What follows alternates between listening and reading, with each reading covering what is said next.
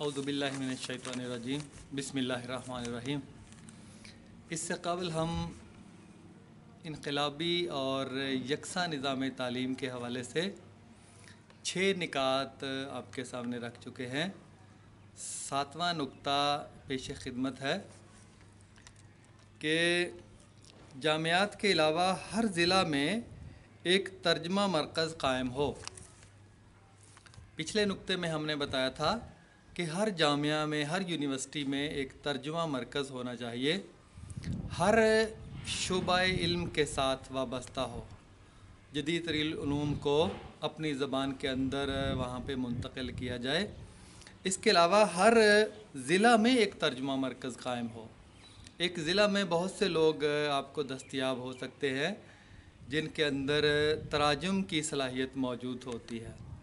वो चूँकि हमारे यहाँ निज़ाम ऐसा नहीं है कि दीगर उलूम से उलूम व फ़नून को अपनी ज़बान में मुंतकिल किया जाए, इसलिए वो ज़हानत और वो सलाहियत आहिस्ता आहिस्ता फिर ख़त्म हो जाती है, क्योंकि उसको काम में नहीं लाया जाता। कुछ जामियात के अलावा हर ज़िला में एक तर्जुमा मरकज़ कायम हो, जहाँ दीगर ज़बानों से उलूम व फ़नून मुंतकिल करने के साथ साथ कौमी और इलाक़ाई ज़बानों की तरक्की के लिए भी काम किया जाए। जो उलूम अपनी कौमी ज़बान में मुंतकिल किए जाएँ, उनको फिर मकामी ज़बान में, पंजाबी में, पश्तो में, सिंधी में, बलोची में भी मुंतकिल करना आसान होता है, और ये करना भी ज़रूरी है ताकि जो उलूम व फ़नून को आम लोगों तक आसानी से पहुँचाया जा सके। इन तमाम तर्जमा मराकज़ को एक मरकज़ी दार तर्जमा से कंट्रोल किया जाए, यानी यहाँ पे जिन चीज़ों का, जिन उलूम व फ़नून का तर्जुमा किया जाए, उनको एक मरकज़ी तर्जुमा मरकज़ में भेजा जाए ताकि उसको उसके मेयार की जांच परख कर ली जाए और ज़रूरी रहनुमाई और तरबियत फ़राहम की जाए। और वहाँ जो ज़िली सतह पे तर्जुमा करने वाले लोग हैं, उनको मरकज़ी तर्जुमा मरकज़ से तरबियत का एहतमाम भी किया जाए। दुनिया में मौजूद किसी भी मुल्क ने ये काम किए बगैर तरक्की नहीं की। इस हवाले से हम पहले बात कर चुके हैं। इसके अलावा 8वां नुक्ता है कि तमाम जामियात और अज़ला की सतह पर किए गए तहकीकी काम की हर साल किसी मुनासिब जगह पर नुमाइश की जाए। देखें, जो किताब लिखते हैं, जो तर्जुमा करते हैं, वो समझें कि किसी कौम का जो मुलख्खस है, उसकी ज़हानत का जो ख़ुलासा है, वो अफराद होते हैं। उनको ज़ाया करना कौम को ज़ाया करने के मुतरादिफ़ होता है, उस मुल्क को ज़ाया करने के मुतरादिफ़ होता है। तो जो यहाँ पे जो तहकीकी काम हुआ है, जो ज़िली सतह पे हुआ है, उसको एक जगह पे उसकी नुमाइश की जाए, और जो अच्छा काम है उसकी सताइश की जाए कौमी सतह पे, और उसके लिए एज़ाज़िया भी मुकर्रर हो और इनाम व इकराम से भी ऐसे शख्स को नवाजा जाना चाहिए। तो तमाम जामियात और अज़ला की सतह पर किए गए तहकीकी काम की हर साल किसी मुनासिब जगह पर नुमाइश की जाए और बेहतरीन मुहक्किकीन व मुसन्नफ़ीन को इनाम व इकराम और दीगर मराआत से नवाजा जाए। शहरों के अलावा हर गाँव में एक दारुल मुतालिया कायम हो। ये मैंने किसी दौर में कुछ साल पहले, 20-25 साल पहले, हुकूमत की तरफ से कोई एक बयान सुना था कि हर गांव में एक लाइब्रेरी कायम की जाएगी, दारुल मुतालिया कायम किया जाएगा।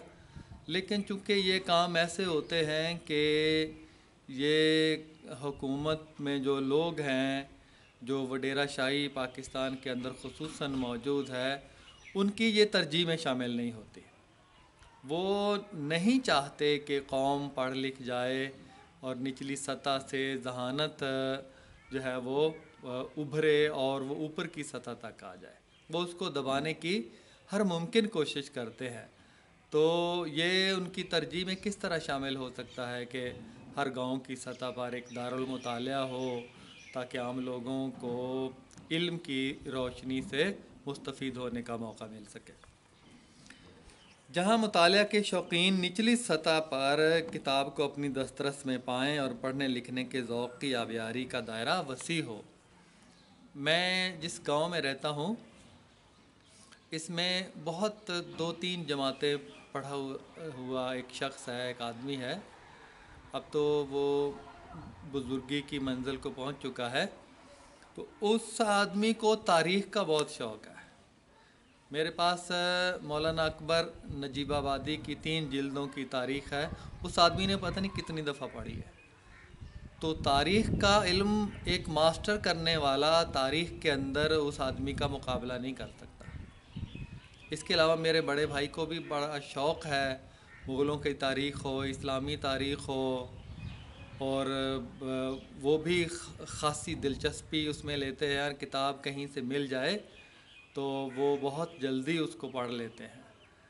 تو کہنے کا مطلب یہ ہے کہ اگر گاؤں کی سطح پہ اس طرح کوئی دارالمطالعہ قسم کی چیز موجود ہو تو ایسے لوگ جن کو پڑھنے کا مطالعہ کا شوق ہے اور وسائل نہیں ہیں، کتابیں دستیاب نہیں ہیں، تو ان کے ذوق کی بھی بآسانی آبیاری ہو سکتی ہے۔ اور یہ 9واں نکتہ ہے کہ پہلی جماعت سے MBBS اور MSc تک کے تمام کورسز آسان فہم زبان میں CDs پر تیار کیے جائیں۔ دور بدل چکا ہے، اب CDs بھی اب ختم ہوتی جا رہی ہیں، آہستہ آہستہ معدوم ہوتی جا رہی ہیں۔ اس کی جگہ چھوٹی چھوٹی چپ، چھوٹی چھوٹی فلیش اس کی جگہ پہ موجود ہیں، جن میں بہت ساری معلومات جمع ہو سکتی ہیں اور ایک سے دوسری جگہ آسانی سے لے کر بھی جائی جا سکتی ہے۔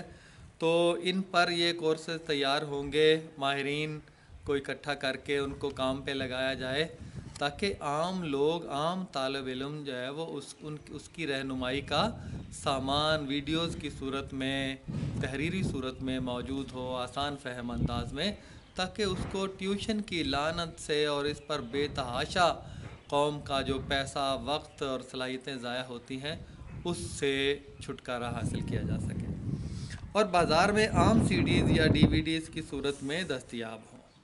یہ تمام مواد مثالی اسباق کی صورت میں ہوں جس سے علوم و فنون کا فہم آسان ہو۔ اس سے ٹیوشن کا مذموم کاروبار خود بخود دم توڑ جائے گا اور رٹے کی بیماری بھی آہستہ آہستہ ختم ہو جائے گی اور اس کی جگہ فہم اور ابلاغ آ جائے گا۔ ملاحظہ فرمائیے، الحمدللہ میں نے خود بہت سا مواد سائنس کا خصوصاً تیار کر کے یوٹیوب میں، فیس بک میں، واٹس ایپ وغیرہ پہ میں بھیجتا رہتا ہوں۔ تقریباً 600 کے قریب ویڈیوز ہیں، اس میں سائنس کو آسان فہم الفاظ میں پڑھا کے دکھایا ہے۔ بنیادی سے لے کر اعلیٰ سطح کی سائنس کے بھی کچھ کورسز میں نے پڑھائے ہیں۔ تو یہ ایک نمونہ میں نے دیا ہے کہ اس انداز سے کام کیا جائے تو چند سالوں میں ہم جو جدید علوم و فنون کو عام لوگوں تک پہنچانے میں کامیاب ہو جائیں گے۔ تو الحمدللہ ہزاروں گھنٹوں پر محیط میرا پروگرام، مختلف میری ویڈیوز یوٹیوب پہ ہیں، آپ میرے نام سے تلاش کریں گے تو آسانی سے مل جائیں گے۔ 10واں نکتہ ہے کہ ملک میں فرہنگستان علم کے نام سے تمام علوم و فنون کی اصطلاحات اپنے ماحول اور زبان اور اس کے تاریخی پس منظر کے اعتبار سے وضع کی جانی چاہیے۔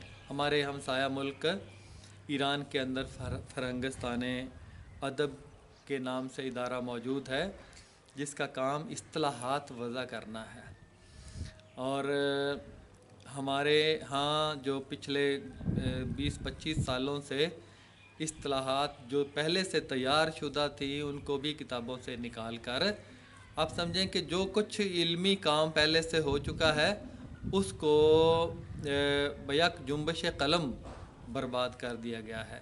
وہ لغات جو لکھی جا چکی ہیں ان کو ضائع کر دیا گیا ہے۔ یہ ہوتا ہے کسی قوم کے علم کا جو ذخیرہ ہے اس کو تباہ کر کے اس کو کس طرح اندھیروں کے اندر پہنچایا جاتا ہے۔ یہ ایسے ہی ہے جیسے کسی فوج کی کمک راستے میں روک لی جائے یا اس کمک کا راستہ جو ہے وہ ختم کر دیا جائے تو فوج وہ گھر کر اپنی موت آپ مر جائے. اسی طرح قوم بھی اپنی موت آپ مر جاتی ہے جب اس کا گزشتہ علمی سرمایہ سے اس کی قوم کو، نئی نسل کو کاٹ کے رکھ دیا جاتا ہے. تو یہ تاریخی پس منظر کے ساتھ وضع کی جائیں اصطلاحات اور ان کو عملاً نصاب کا حصہ بنایا جائے. یاد رہے کہ کوئی بھی قوم پہلے الفاظ و اصطلاحات ایجاد کرتی ہے اور اس کے بعد آلات و اشیاء. پہلے علم کیسے ایجاد ہوتا ہے، کیسے پنپتا ہے کہ اصطلاحات ایجاد ہوتی ہیں. ہر ملک نے ایسا ہی کیا ہے اور یہ فطرت ہے انسانوں کی کہ اللہ تعالیٰ نے آدم علیہ السلام کو جو علوم سکھائے ہیں، جو نام سکھائے ہیں، وہ سکھائے ہیں، بتائے نہیں ہیں. ظاہر ہے اس کے اندر پیراسیٹامول اور یہ MBBS کی اور انجینئرنگ کی یہ سارے الفاظ وہ نہیں بتائے. نام رکھنا سکھایا ہے. کسی چیز کو، کسی آلے کو، کسی عضو کو کام کرتے ہوئے دیکھ کر اس کا نام رکھنا یعنی اصطلاح سازی سکھائی ہے. یہ انسان کی فطرت کے اندر یہ خوبی اللہ تعالیٰ نے رکھی ہے کہ وہ اصطلاحات وضع کر سکتا ہے.